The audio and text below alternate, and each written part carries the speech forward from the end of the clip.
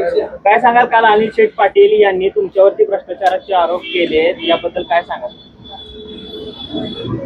आटपाडी नगरपंचायतवरती भारतीय जनता पार्टीची सत्ता आली आणि जे अहंकारामध्ये डुंबत होते अशा नेते मंडळींना आमची सत्ता आल्यामुळं आणि विशेषतः मी आदरणीय आमदार गोपीचंद पडळकर साहेब, आदरणीय अमरशे बापू देशमुख, ब्रह्मानंद शेठ पडळकर यांच्या मार्गदर्शनाखाली एक सामान्य कार्यकर्ता म्हणून या आटपाडी शहरानं मला नगराध्यक्षपदाची संधी दिलेली आहे.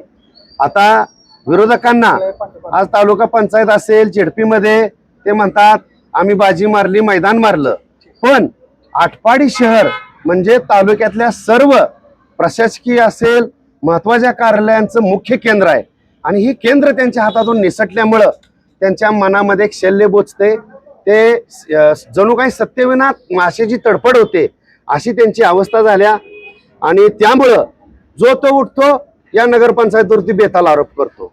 नुकतेच आता हे झाले नवीन पाटील, परवा आदरणीय सन्मान्य तालुक्याच्या नेत्यांनी सुद्धा इथंच कार्यक्रम झाला आणि त्यांनी सुद्धा वक्तव्य केलं की नगरपंचायतच्या कारभाऱ्यांनी शासनाचा निधी माघारी घालवण्याचं महापाप करू नये. तर मला वाटतं त्यांचा पंचायत समिती जेडपीचा अभ्यास भरपूर असेल, परंतु नगरपंचायतचा अजून त्यांनी अभ्यास अधिक केला असता तर बरं झालं असतं. तर जो निधी शासनाकडून आलेला होता 2022, 23, 24 सालातला आणि याच्यामध्ये निधी माघारी कुठला गेलाय?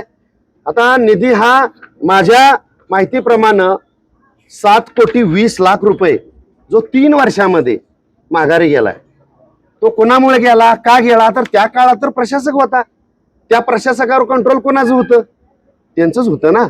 आता ते अंग झटकतील, आमचा काय संबंध, प्रशासक होता. अर्बन प्रशासकाला कळसूत्री बाहुलीगत चावी फिरवत होता कोण? हे सुज्ञ आणि सामान्य जनता ओळखून आहे.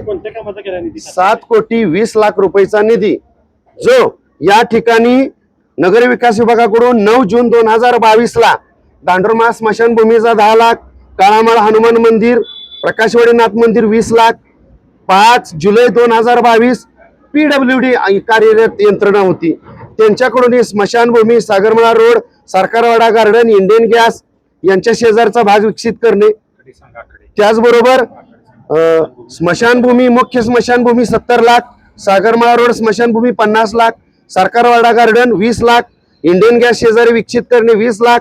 6 डिसेंबर 2022 जिथं PWD कार्यान्वित यंत्रणा होती, नगरपंचायतचा काही संबंध नव्हता, तिथं मुस्लिम समाज स्मशानभूमी 15 लाख, पांढरेवाडी व्यायामशाळा 25 लाख, सोमेश्वर मंदिर सभा मंडप 15 लाख, त्याचबरोबर वडार समाज बालाजी मंदिर सभा मंडप आलेला 15 लाख, मुस्लिम समाज मस्जिद सभागृह 15 लाख, नरहरी समाज मंदिर सभा मंडप 15 लाख, आटपाडी येथील महादेव मंदिर सभा मंडप 15 लाख, गणपती मंदिर येथील सभा मंडप 15 लाख, शेखदार माळातील भैरवनाथ मंदिर सभा मंडप 10 लाख, आटपाडी येथे केमिस्ट भवन बांधणे 20 लाख, आटपाडी येथे डॉक्टर असोसिएशन IMA हॉल बांधणे 30 लाख, नाभिक समाज नागोबा मंदिरासमोर सभा मंडप 15 लाख, परमेश्वर मंदिर येथे सभा मंडप बांधणे 15 लाख, मरीमाता मंदिर सभा मंडप बांधणे 10 लाख, जिल्हावर शाळा 1 व 2 खेळण्यासाठी 10 लाख, धन्य निरंकार भिंत बांधणे 10 लाख याची आणि कार्यान्वित यंत्रणा PWD कडून 2 मार्च 2024 पोस्ट ऑफिस जवळ मोकळ्या जागे सांस्कृतिक भवनसाठी 40 लाख आले होते. आणि महत्वाचं इमारत निधी नगरपंचायतची 4,25,00,000 मंजूर होते, पैकी 1,50,00,000 रुपये ते निधी नगरपंचायतकडे अद्याप आलेला नाही. कलेक्टर ऑफिस म्हणजे कलेक्टर साहेबांच्या खात्यावरतीच तो निधी आहे. आणि याचं कारण का?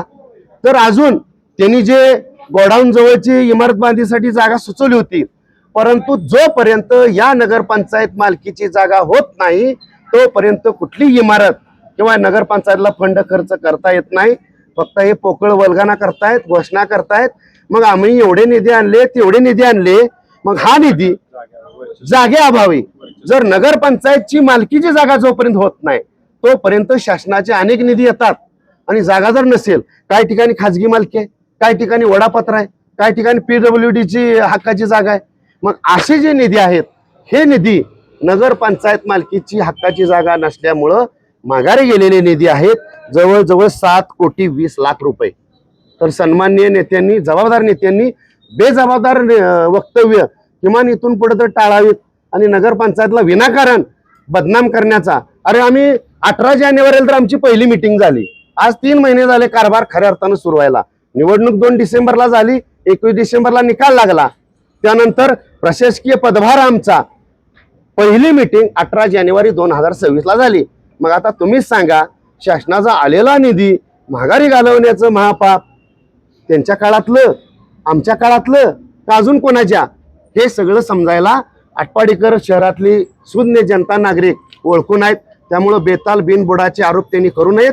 सत्तेविना एवढा तर बाकीचा आनंद व्यक्त करतायत, परंतु आटपाडी नगरपंचायत गेल्याचे एवढं शल्य त्यांना असेल, त्यांच्या आजूबाजूचे चुटूरपुटूर जे नवीन नेते व्हायला लागलेत त्यांना जे वाटत असेल, तर त्यांना माझं ठाम आव्हान आहे, या आटपाडी शहराच्या विकासासाठी पहिल्याच मी आमच्या नगरसेवकाच्या बैठकीमध्ये सांगितलं होतं, कोणत्याही पार्टीचा तुम्ही नगरसेवक असा, आता तुम्ही गावाचं लोकसेवक म्हणून लोकांनी आपल्याला इथं पाठवलेलं आहे.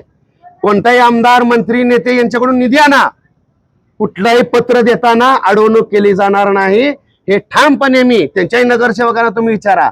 आज सुद्धा आमचे संभाजी देशमुख यांनी बाहेरून निधी काय तर आणायचं त्यांनी ठराव मागणी केली, आम्ही मंजूर केला. त्यांचे नगरसेवक काय जण थोडेसे म्हणले, अहो बाहेरचे आम्ही ते कुठं नगरसेवक आहेत. तर नगरसेवक सोडून नागरिकांनी सुद्धा जर बाहेरनं निधी आणायचं कुणीकडून यंत्रणा लावली, तर त्यांना सुद्धा एक आटपाडीचा एक सामान्य कार्यकर्ता जर नगराध्यक्ष सुशिक्षित म्हणून या लोकांनी मला निवडून दिलंय याची जाण आणि भान ठेवून मला पुढे जायचं आहे. 23/8/2023 ला एक व्हिडेकी फॅसिलिटी सर्व्हिसला एक टेंडर मिळालं होतं. त्याची रक्कम होती 1,05,86,000. त्या कंपनीनं कर्मचाऱ्यांचे पगार करायचे होते, परंतु तसं न करता नफ्यातून त्या 7 कर्मचाऱ्यांचे पगार करण्याचं काम नगरपंचायतीने केले, असेही त्यांचे आरोप आहेत. किती तारीख आहे ती? 23/8/2023. 23/8 कालावधी होता. या कालावधीमध्ये मोठा अफरातफर झाल्याचं 23/8/23चा कारभार प्रशासनाचा होता. आता या नगरपंचायतला जे ग्रामपंचायतचे 7 कर्मचारी होते, नंतर 20 मे 2022 ला आपली नगरपंचायत झाली आणि म्हणून ग्रामपंचायत कालीन जे 7 कर्मचारी आहेत ते डायरेक्ट नगरपंचायतकडे वर्ग झाले आणि त्यांना सरसकट मानधन 17,500 आहे. आणि व्हीडीके हे जे टेंडर आणलेलं आहे ते कोणी आणलं याच्या मुळाशी जावा ना. ज्यांना कोणाला नगराध्यक्ष होण्याची कामगारांना किती पगार दिला जातो? नगरपंचायत कालीन कर्मचाऱ्यांना 17,500 आहे. स्वच्छता कर्मचारी हे ज्यांना टेंडर मिळेल, जसं की आता तुम्ही उल्लेख केला व्हीडीके, त्यानंतर आता सध्याचं चालू असलेलं भाग्योदय, आणि भाग्योदयचं आता मार्च एंडला संपलेलं आहे. आणि म्हणून यांच्याही आम्ही सुद्धा स्वच्छतेच्या बाबतीत नागरिकांच्या तक्रारी फक्त काही त्यांच्याकडेच जातात असं नाही, आमच्याही सगळ्या नगरसेवकांकडं नगराध्यक्ष मलाही कॉल डायरेक्ट येतात. मी लोकांना डायरेक्ट कॉन्फरन्सवरून त्या स्वच्छता कर्मचाऱ्यांना लगेच आदेश देत असतो, जेणेकरून यांच्या तक्रारी असल्यामुळं त्यांना आम्ही यापूर्वी प्रशासनाला आदेश दिले, त्यांनी 2 वेळा त्यांना नोटीस सुद्धा बजावलेल्या आहेत. आणि आता तर त्यांना आम्ही निष्कासितच करणार आहोत.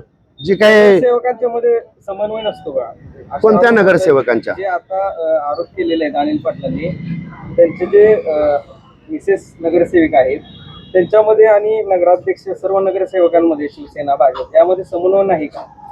समन्वय या मीटिंग मध्ये सर्वांचाच असतो. कदाचित त्यांनी त्यांच्या नगरसेवकाकडून माहिती अपूर्ण घेत असतील, याच्याशी मला काय वैयक्तिक देणं घेणं नाही. परंतु त्यांच्या सभापती मॅडमनी जरी बोललं असतं तर अधिक उचित ठरलं असतं. तर त्यांनी नगरपंचायतचा कारभार डायरेक्ट आम्हाला जर विचारला असता, शिवना जरी विचारला असता, तर त्यांना समजला असता. आणि टेंडरवाले जे कर्मचारी आहेत त्यांना टेंडरवाले माझ्या माहितीनुसार 9,000 पगार आणि 1,000 त्यांचा काही ती फंड किंवा विमा याच्यामध्ये असतो. आता टेंडरवाला आटपाडी गावाची स्वच्छता घेणार आहे, उदाहरणार्थ एक व्यक्तीनं टेंडर घेतलंय, मग त्यानं कर्मचारी किती ठेवायचे, 10, 20, 30 हा त्यांचा विषय आहे. पगार किती द्यायचा तो टेंडरवाला ठरवतो.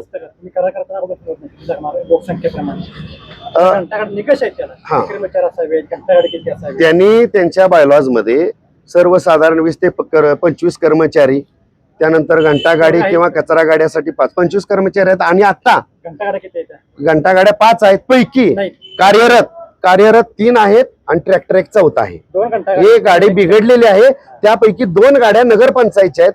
त्या 2 गाड्या जो टेंडरवाला असतो त्याच्याकडे आपण देतो. त्याचं भाडं आपल्या नगरपंचायतला एक त्याच्या भाडे रूपाने आपल्याला उत्पन्न त्याचं मिळत असतं. विजयलक्ष्मी कॉटन मिल्स आहे त्या कंपनीकडून तुम्ही बोगस बिल घेऊन हे अप्रतपर केलेले आरोप आहेत त्यांचे. तो काटा अनेक दिवसापासून बंद आहे.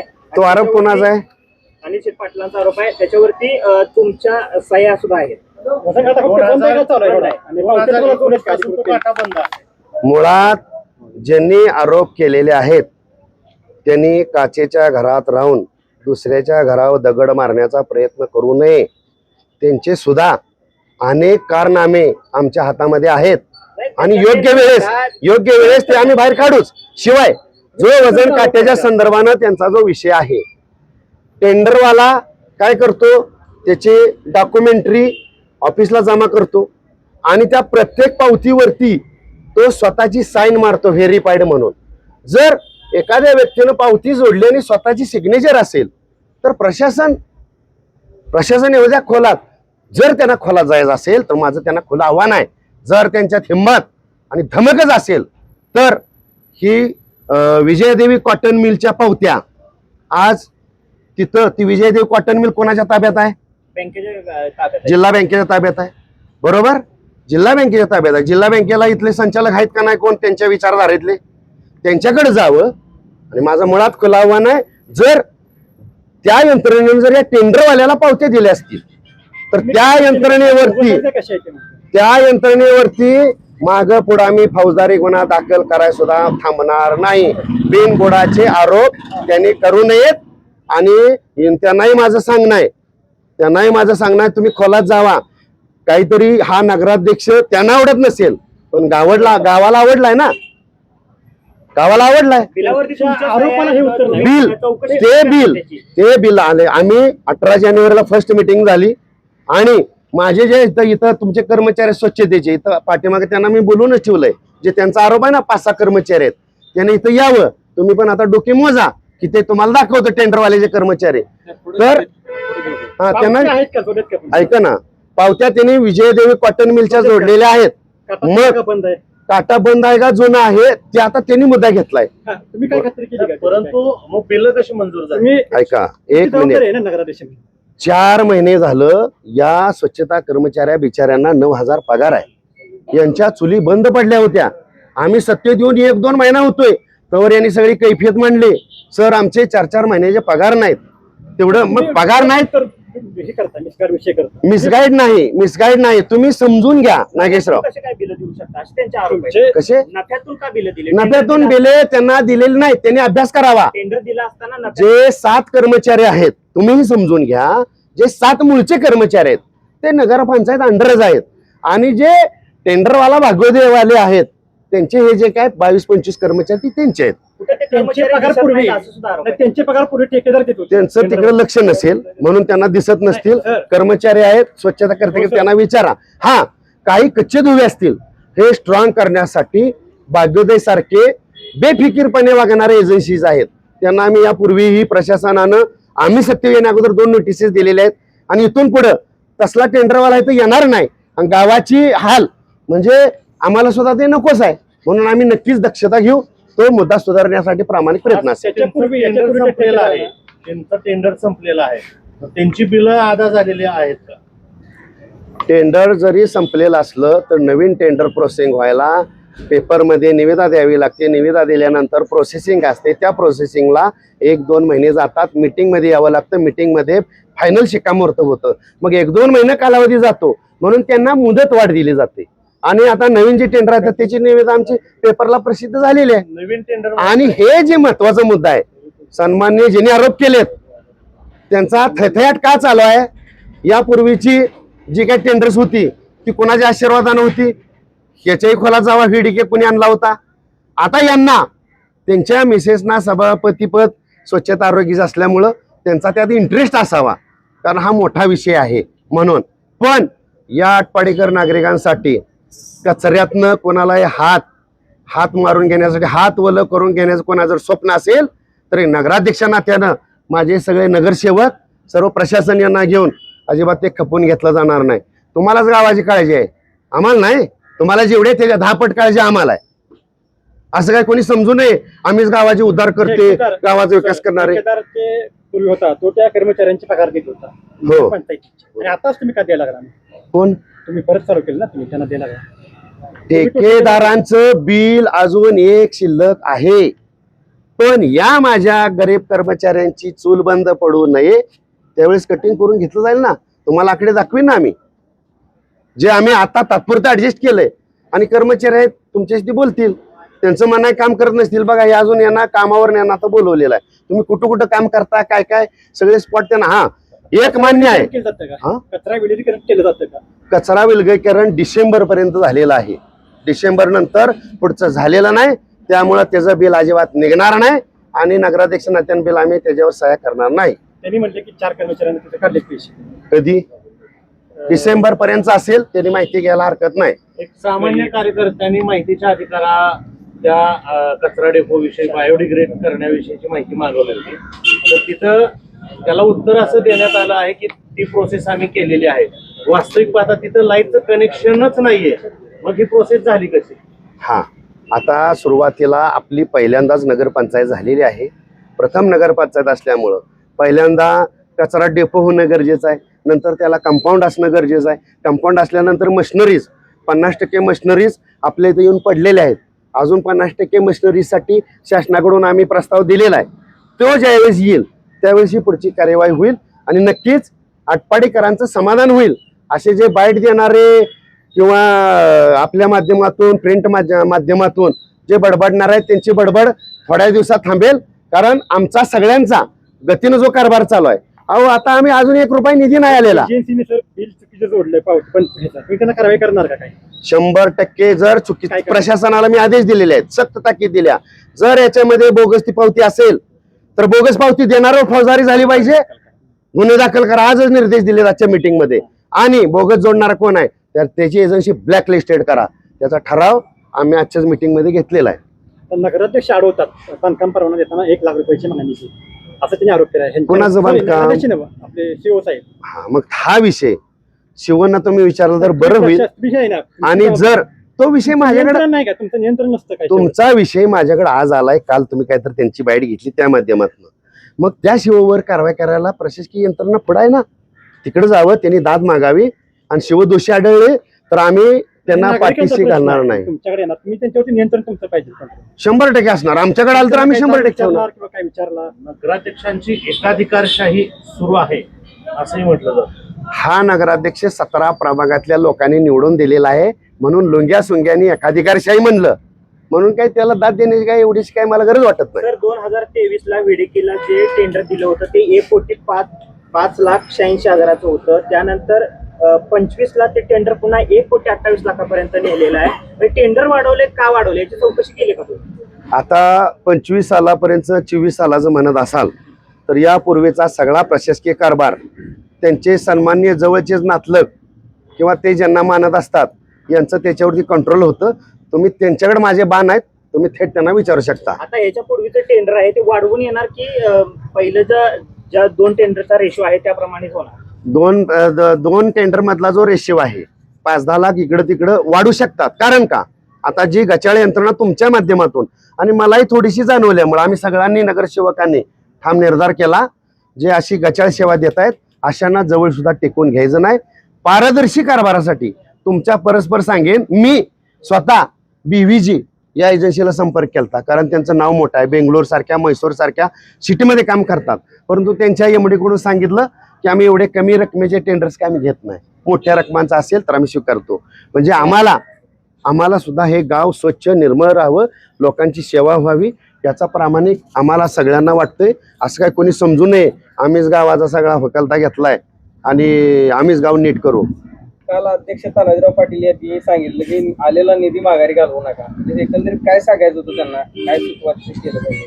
आता ते तुम्हाला यापूर्वीही सांगितलेलं आहे, सन्माननीय नेत्यांचा अभ्यास मोठा आहे, परंतु नगरपंचायतच्या माध्यमातून कदाचित त्यांनी अभ्यास थोडासा अपूर्ण ठेवला असेल.